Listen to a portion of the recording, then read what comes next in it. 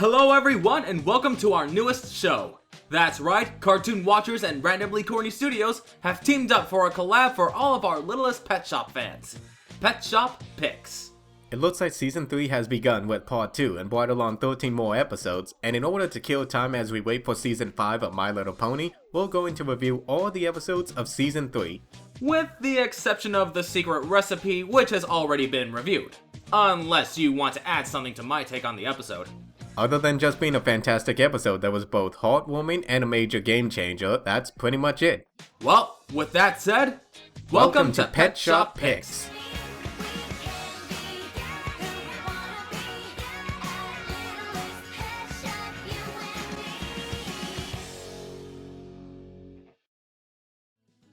So the first episode of the season shows Littlest Pet Shop booming with customers after the Pet Fashion Expo. And we are introduced to a new pet in the camp named Mr. Von Fuzzlebutt. Sunil and Vidya are put in charge of showing the new guy around and making sure that he's happy. And when he falls asleep, they do a surprisingly good job of keeping up the charade that he's awake throughout the entire episode. The B-plot shows Fisher Biscuit trying to figure out why Littlest Pet Shop is getting all the business, and his attempts to increase sales kind of feels sad to watch. And I bet if he ever found out that it was due to his daughter's mishaps at the Pet Expo, he'd be furious. No kidding, especially considering how out of his way he's going to one-up them this season. I'm really impressed with the amount of development that Fisher got in this episode, as he's portrayed not as a stereotypical rich businessman, but as someone who treats his business as something greater, and is willing to go to very creative, even outrageous extremes to protect it. He values largest ever pet shop more than his own wealth, more than himself, and even more than his own family, which would explain Whitney and Brittany. While it was funny to see Fisher make a fool of himself, the charade that Vinny and Sunil carry on throughout the episode was more enjoyable. Plus, I think we got a new ship in the show with Penny Link and Mr. Von Fuzzlebutt. I wonder if he'll ever make a return in the future. Doubt it. Overall, this was a good comedic episode, with both the pets and the biscuits contributing to the humor. All in all, it was an okay episode to start the season. Not something that will get someone new into the show, but enough to showcase the down-to-earth nature of it. Yeah, totally down to earth. Especially the pet shop tycoon that owns a fully functioning robot manservant. Well, comparatively speaking.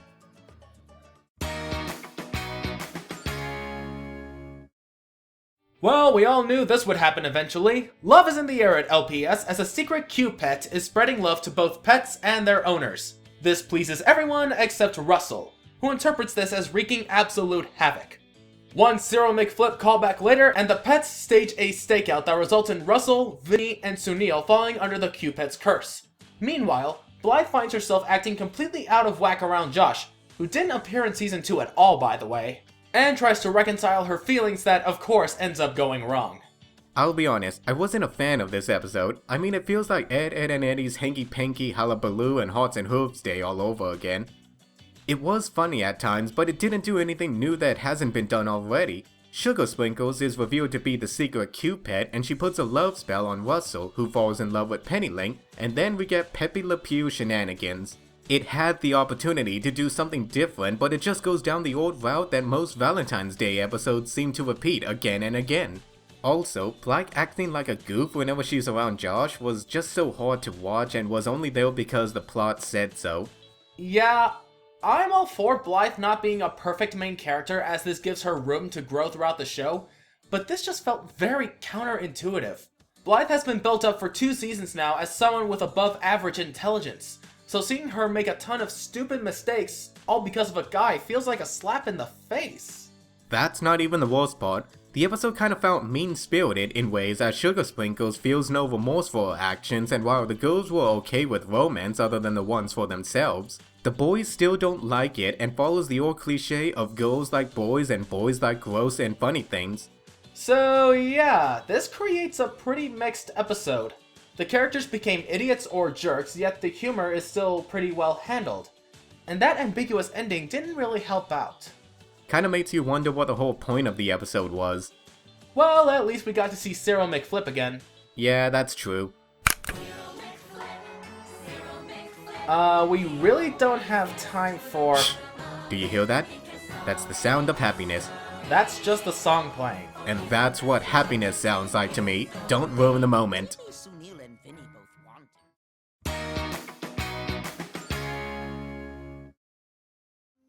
Well, things just got a lot more interesting. When stolen merchandise from the largest ever pet shop ends up in the walls of Littlest Pet Shop, it's up to Blythe and the pets to find the culprits and clear Littlest Pet Shop's name.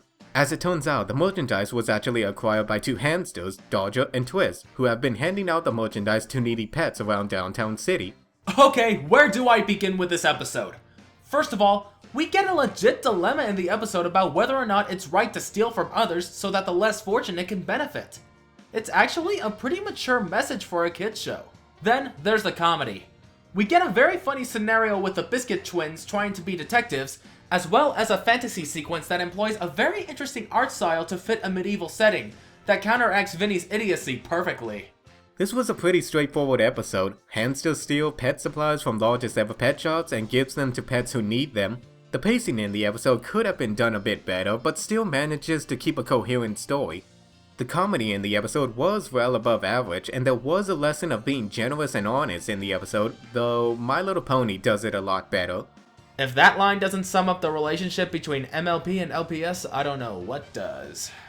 Hopefully we might see these two hamsters again. There's even a possibility of the hamster tubes being used in future episodes to help the pets get around town.